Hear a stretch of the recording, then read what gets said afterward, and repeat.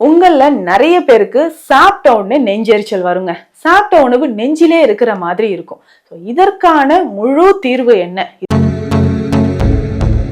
இதுல இருந்து ஒரு நிவாரணம் கிடைக்கணும்னா எளிய சித்த மருந்துகள் என்னென்ன இருக்கு, நீங்க எடுத்துக்கொள்ள வேண்டிய ஸ்பெஷலான ஒரு டயட் என்ன அப்படின்றத இந்த வீடியோல சொல்லியிருக்கேன். வீடியோவை ஸ்கிப் பண்ணாம முழுசா பாருங்க. உங்க ஃப்ரெண்ட்ஸ்க்கும் வீடியோவை ஷேர் பண்ணுங்க. நம்மளோட இன்ஸ்டா, ஃபேஸ்புக் பேஜும் ஃபாலோ பண்ணுங்க. வாங்க பதிவுக்குள்ள போலாம். Welcome to Nitya's Varam, where ancient Siddha tradition meets modern healing. Experience the difference. வரம் நேயர்களுக்கு வணக்கம். நான் டாக்டர் நித்யா, சித்தா பிசிஷியன். சித்தர்கள் அருளால தொடர்ந்து பல பதிவுகள்ல நிறைய விஷயங்களை நம்ம பார்த்துட்டு வரோங்க. இந்த பதிவுல நம்ம என்ன பார்க்க போறோம்? கமெண்ட்ஸ்லயும் நிறைய பேர் கேட்டிருந்த ஒரு விஷயம்தான். சாப்பிட்ட உடனே எனக்கு நெஞ்செரிச்சல் வருதுங்க. எதனால இந்த நெஞ்செரிச்சல் ஏற்படுது? இதை ஆசிட் ரிஃப்ளக்ஸ் அப்படின்னு சொல்லுவாங்க, இல்லைன்னா GERD அப்படின்னு சொல்லுவாங்க, கேஸ்ட்ரோ ஈசோஃபேகல் ரிஃப்ளக்ஸ் டிசீஸ். எதனால இந்த ஆசிட் ரிஃப்ளக்ஸ் வருது? சாப்பிட்ட உடனே எனக்கு ஏங்க இந்த நெஞ்செரிச்சல் வருது? ஏதாவது சாப்பிடணும்னு ஒரு ஆசையா இருக்கு, ஆனா அந்த ஃபுட் எடுத்து வாயில வச்ச உடனே எனக்கு நெஞ்செரிச்சல் ஆரம்பிச்சிடுது. கொஞ்ச நேரம் உணவு சாப்பிட்ட பிறகு அது டைஜஷன் ஆகிற வரைக்கும் ஒரு 2-3 hours வரைக்கும் நெஞ்செரிச்சல் இருந்துகிட்டே இருக்கு. இதுதான் பெரும்பாலும் நிறைய பேர் சொல்ற ஒரு விஷயமா இருக்கு. இந்த நெஞ்செரிச்சலை நம்ம எப்படி சரி செய்யலாம்? ஆசிட் ரிஃப்ளக்ஸை நம்ம போக்குவது எப்படி? என்னென்ன காரணங்களால நம்ம செய்யக்கூடிய சின்ன சின்ன தவறுகள் கூட இந்த நெஞ்செரிச்சல் ஆசிட் ரிஃப்ளக்ஸ்க்கு காரணமா இருக்கு. பெரும்பாலும் பெண்கள் நிறைய பேருக்கு இந்த பிரச்சனை இருக்குங்க. அதாவது காலையில பிரேக்ஃபாஸ்ட் சாப்பிட்றதே கிடையாது, ஸ்கிப் பண்ணிடுவாங்க. காலையில் பிரேக்ஃபாஸ்ட் எத்தனை மணிக்கு சாப்பிடணும்? ஒரு 8:30, 8 o'clock இந்த டைமில் நீங்கள் சாப்பிட்டு முடிக்கணும்னா அவங்க சாப்பிட வேண்டிய நேரம் வந்து 11 o'clock, 12 o'clock இந்த டைமுக்கு தான் சாப்பிடுவாங்க. அப்படி நீங்கள் பிரேக்ஃபாஸ்ட் ரொம்ப நேரம் கடந்து சாப்பிட்றதுனால கண்டிப்பாக வயிறு சம்மந்தப்பட்ட பிரச்சனைகள் வருது. அதில் முக்கியமானது இந்த ஆசிட் ரிஃப்ளக்ஸ். ஸோ இந்த வயிறு எரிச்சல்னால, நெஞ்சு எரிச்சலுங்க, இதனால என்னன்னா எனக்கு ஹார்ட் ப்ராப்ளம் வந்துடுச்சுன்னு நிறைய பேர் பயந்த விஷயமும் இருக்கு. இந்த ஆசிட் ரிஃப்ளக்ஸ் இருக்கும்போது, நெஞ்செரிச்சல் இருக்கும்போது இதனோட பெயினும் நமக்கு எப்படி தெரியும்னா, லெஃப்ட் சைடு செஸ்ட்ல ஒரு பெயின் இருந்துகிட்டே இருக்கும். என்னடா லெஃப்ட் சைடு செஸ்ட்ல ஒரு பெயின் தெரியுதே, நமக்கு இது ஹார்ட் ரிலேட்டடா ஏதாவது ப்ராப்ளமா இருக்குமா? சில நேரம் மூச்சு இழுத்து விடும்போது டக்குன்னு உங்களுக்கு நெஞ்சில பிடிச்சிட்ட மாதிரி இருக்கும். ஸோ இதுவும் வந்து ஹார்ட் ரிலேட்டட் ப்ராப்ளமா இருக்கா? எப்போ பார்த்தாலும் நெஞ்சில் ஒரு பாயிண்ட்ல சென்டர்ல, நமக்கு வந்து செஸ்டோட சென்டர்ல வலிச்சுக்கிட்டே இருக்கே, லெஃப்ட் சைட்ல ஒரு மாதிரி டிஸ்கம்ஃபர்ட் இருந்துகிட்டே இருக்கே, இது என்ன காரணமா இருக்கலாம்? எதனால இந்த மாதிரி நமக்கு எரிச்சல் இருக்கு? ஓகே, ஹார்ட்ல ஏதோ பிளாக் வந்துடுச்சு, ஹார்ட் அட்டாக் வரப்போதெல்லாம் பயந்துருவோம். இது கேஸ்ட்ரைட்டிஸ், அதாவது நெஞ்சு எரிச்சல், ஆசிட் ரிஃப்ளக்ஸ்னால வரக்கூடிய பிரச்சனை. பெரும்பாலும் காலை உணவு சாப்பிடாதவங்களுக்கு, எப்போதும் டென்ஷனாக இருக்கிறவங்களுக்கு, அதிகமான காரம் சார்ந்த உணவுகள், அசைவ உணவுகள் நிறைய எடுக்கிறது. இந்த அசைவ உணவுகள் கூடங்க நிறைய ஸ்பைசஸ், மசாலா நிறைய சேர்த்து காரமாக நல்லா டீப் ஃப்ரை பண்ணி, ஆயிலில், எண்ணெயில் நல்லா டீப் ஃப்ரை பண்ணி சாப்பிட்டுட்டே இருந்தோம்னு வச்சுக்கோங்களேன், டைஜஷனே ஆகாது. ஸோ இது வந்து உங்களுக்கு ஆசிட் ரிஃப்ளக்ஸை ஏற்படுத்தலாம், நெஞ்செரிச்சலை ஏற்படுத்தலாம். இதனால தான் ரொம்ப நேரம் கடந்து நீங்கள் சாப்பிடும்பொழுது சாப்பிட்ட உடனே நமக்கு நெஞ்செரிச்சல் வந்துடுது. அப்போ இதை எப்படிங்க சரி செய்யலாம்? ஃபர்ஸ்ட் பாயிண்ட், நம்ம நேரத்துக்கு உணவு எடுக்கிறது ரொம்ப ரொம்ப முக்கியம். ஸோ சரியான நேரத்தில் சரியான அளவு சரியான உணவை நம்ம எடுக்கணும். அப்போ காலையில் பிரேக்ஃபாஸ்ட் ரொம்ப முக்கியம். எவ்வளோ ஒர்க் இருந்தாலும் நீங்கள் வெயிட் லாஸ் பண்ணிட்டு இருக்கவங்களும் நிறைய பேர் செய்கிற தவறு இதுதான்.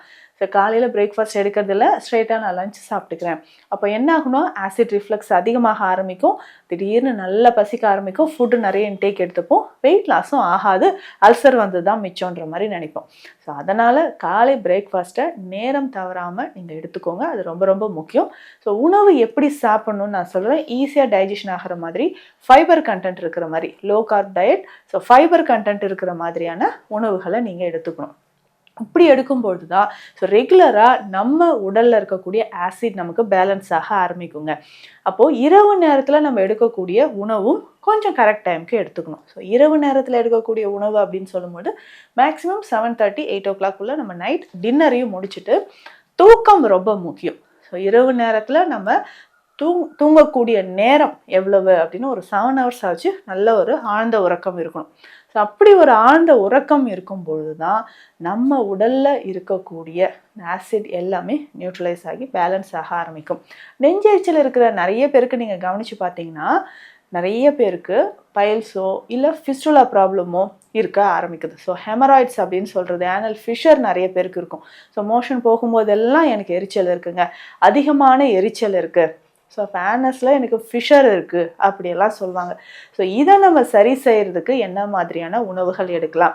ஸோ இந்த நெஞ்செரிச்சல் கேஸ்ட்ரைட்டிஸை தவிர்க்கிறதுக்கு நம்ம என்ன செய்யலாம்? ஸோ நிறைய பேர் பார்த்திங்கன்னா இந்த கேஸ் இருக்கக்கூடிய இந்த கூல்ட்ரிங்க்ஸ் எல்லாம் நம்ம குடிக்கிறோம் இல்லையா, கார்பனேட்டட் ட்ரிங்க்ஸ் குடிக்கிறது, அதுலேயுமே எக்ஸஸாக அதிக அளவு சுகரும் இருக்கும். அந்த சுகர் நமக்கு குறையிறதுக்கும் சரி. இன்னொரு விஷயம் என்னென்னா, காரமான ஸ்பைசியான ஃபுட் சாப்பிட்றதும் சரி.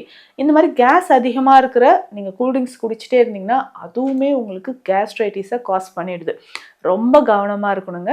ஸோ அதனால் நம்ம எடுக்கக்கூடிய உணவு டெமுல்சன்ட் அப்படின்னு சொல்லுவோம், உள்ளழலாற்றி, நம்ம வயிறுக்குள்ளே இருக்கக்கூடிய ஆசிடை நியூட்ரலைஸ் பண்ணணும். அப்போ காலையிலே நம்ம என்ன எடுக்கலாம்னா, மிக சிறந்த ஒரு ஆகாரம் அப்படின்னு சொல்லும்போது நீர் ஆகாரம் எடுத்துக்கலாம். 3 தோடத்தையுமே அது சமநிலைப்படுத்தக்கூடியது. வாதம், பித்தம், கபம், இது 3யுமே சமநிலைப்படுத்தக்கூடியது நீராகாரம்.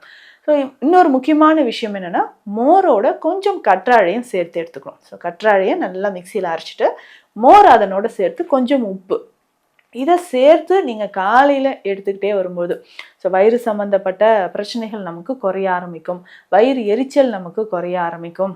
ஸோ இது நிறைய பேருக்கு அந்த பித்த தோடம் இருக்குது பார்த்தீங்களா, அதை சரி செய்கிறதுக்கு கற்றாழை மோர் ரொம்ப ரொம்ப சிறந்தது. ஸோ இதனுடைய இன்னும் உணவாக நம்ம என்ன எடுக்கலாம்? காலையிலேயே எனக்கு கேஸ்ட்ரைட்டிஸ் இருக்குங்க, நெஞ்செரிச்சல் இருக்குது அப்படின்னு சொல்கிறீங்க, ஏதாவது உணவு சாப்பிட்டாலே எரிச்சலாக இருக்குது அப்படின்னு சொல்கிறவங்க ஜவ்வரிசி, ஸோ இந்த ஜவ்வரிசி கொஞ்சமாக ஒரு 1/4 கப் அளவு எடுத்துக்கோங்க. இதை நல்லா பாயில் பண்ணி தனியாக வச்சிடணும். தண்ணீரில் நல்லா பாயில் பண்ணி அதை தனியாக எடுத்துக்கோங்க. பசும்பால் நல்லா காய்ச்சிட்டு அதில் இந்த ஜவ்வரிசியை சேர்த்துணும். ஸோ இதனோட கொஞ்சம் ஏதாவது நீங்கள் ஃப்ரூட்ஸும் ஆட் பண்ணிக்கலாம். ஸோ இது திக்காக நல்லா ஒரு ஃப்ரூட் சாலட் மாதிரியும் இந்த ஜவ்வரிசி பாலோடு சேர்த்து நம்ம காலையில் ஃபுட் எடுக்கும்போது இது பேலன்ஸ்டு டயட்டாக இருக்கும், ஈஸியாக டைஜஷன் ஆகும், வயிறு சம்மந்தப்பட்ட பிரச்சனைகளுக்கும் இது ஒரு மிக சிறந்த ஒரு உணவாக இருக்குன்னு சொல்லலாம். ஸோ ரொம்ப நாளாக எனக்கு வந்து கேஸ்ட்ரைட்டிஸ் இருக்குது, ஆசிட் ரிஃப்ளெக்ஸ் இருக்குது, செரிமானம் தொடர்பான பிரச்சனைகள் இருக்குது அப்படின்னு சொன்னால் அது சரியாகிறதுக்கு மிக முக்கியமாக இந்த ஜவ்வரிசி பால் நல்லா வேக வைத்து என்ன ஃப்ரூட்ஸ் வேணாலும் அதில் சேர்த்து நம்ம எடுத்துக்கலாங்க. ஸோ காலையில் பிரேக்ஃபாஸ்ட்டாக இப்படி சாப்பிடும்பொழுது ஈஸியாக நமக்கு டைஜஷன் ஆக ஆரம்பிக்கும். இன்னொரு முக்கியமான விஷயம் என்னென்னா, சித்த மருத்துவத்தில் இருக்கக்கூடிய நெய் வகை மருந்துகள். ஸோ இந்த நெய் வகை மருந்துகளை நம்ம அடிக்கடி நிறைய பதிவுகளில் சொல்லியிருக்கோம். முக்கியமாக அந்த பித்தத்தை தணிக்கக்கூடிய, பித்த தோடத்தை குறைக்கக்கூடிய நெய் வகை மருந்துகள் சித்தர்கள் நிறையவே சொல்லியிருக்காங்க. அந்த பித்த தோடம் அதிகரிக்கும் போது தான் ஆசிட் நமக்கு அதிகமாக செக்ரேட் ஆகுது. அப்போ இந்த ஆசிட் ரிஃப்ளெக்ஸை நம்ம தவிர்க்கிறது எப்படி? ஸோ அதிகமாக செக்ரேட் ஆகிற இந்த ஆசிடை பேலன்ஸ் பண்ணுறதுக்கு நெய் ரொம்ப முக்கியம். ஸோ அப்போ உணவில் வந்து நெய் சேர்த்து சாப்பிட்டுக்கலாம். நெய் வகை மருந்துகள், ஸோ நம்மளோட ஸ்பெஷல் மெடிசனாக நெய் வகை மருந்துகளை நம்ம கொடுத்துட்ருக்கோம். ஸோ அப்படி இந்த நெய் வகை மருந்துகளில் இந்த நெஞ்செரிச்சல் இருக்குது, கேஸ்ட்ரைட்டிஸ் இருக்குது அப்படின்னா உங்களுக்கு கவலையே வேண்டாம். ஸோ நெய் வகை மருந்துகளில் அதிமதுரம் நெய் தாராளமாக எடுத்துக்கலாங்க. ரொம்ப சிறந்த ஒரு மருந்து. வயிறு சம்மந்தப்பட்ட பிரச்சனை, ஆசிட் ரிஃப்ளெக்ஸ் இருக்குது அப்படின்னா அதிமதுரம் நெய் பயன்படுத்தலாம். ஸோ அதிமதுரம் சூரணமாக இருக்குது இல்லைங்களா, அதிமதுர சூரணமே நீங்கள் எடுத்துக்கலாம். ஏன்னா அதிமதுரத்தோட இன்னும் சில மூலிகைகள் சேர்த்துருக்கும். அதை கஷாயமாக காய்ச்சி 100 கிராம் அதிமதுர சூரணம் இருக்குன்னா 500 ml தண்ணீரில் அதை நல்லா கஷாயமாக காய்ச்சி வடிகட்டி அந்த கஷாயத்தில் எவ்வளோ அளவுக்கு இருக்கோ அந்த அளவுக்கு, இப்போ வந்து 500 ml தண்ணீர் விடணும்னா 250 ml நமக்கு வந்து கஷாயம் கிடைச்சிருக்கும். அதில் 500 ml ஒரு 1/2 லிட்டர் அளவுக்கு நெய் சேர்த்து காய்ச்சி வடிகட்டி எடுத்து வச்சுக்கணும். ஸோ இதுதான் ஒரு சிம்பிளாக நம்மளே செய்யக்கூடிய அதிமதுரம் நெய். வயிறு எரிச்சல் இருக்குது, அல்சர் இருக்குது, கேஸ்ட்ரைட்டிஸ் இருக்குது, இந்த மாதிரி தொந்தரவுகள் எல்லாத்துக்குமே மிக சிறந்த ஒரு நிவாரணமாக இருக்கக்கூடியது இந்த அதிமதுரம் நெய். ஸோ இதையும் காலையிலையும் இரவும் நம்ம ஒரு 10 ml அளவுக்கு எடுத்துக்கிட்டே வரலாம். காலையில் உணவு எடுக்கிறதுக்கு முன்னாடி எடுக்கும்போதும் சாப்பிட்டோன்னே இருக்கக்கூடிய வயிறு எரிச்சல் நமக்கு குறைய ஆரம்பிக்கும். ஸோ உங்களுக்கு வயிறு எரிச்சல் இருக்குது, ரொம்ப நாளாக அல்சர் பிரச்சனை இருக்குது, இதனால் உடல் எடையும் குறைஞ்சிக்கிட்டே போகுது, இதற்கான சித்த மருத்துவ ஆலோசனைகள் தேவைப்பட்டால் ஸ்க்ரீனில் இருக்க நம்பருக்கு கால் பண்ணுங்கள். நன்றி. Welcome to Nitya's Varam, where ancient Siddha tradition meets modern healing. Experience the difference.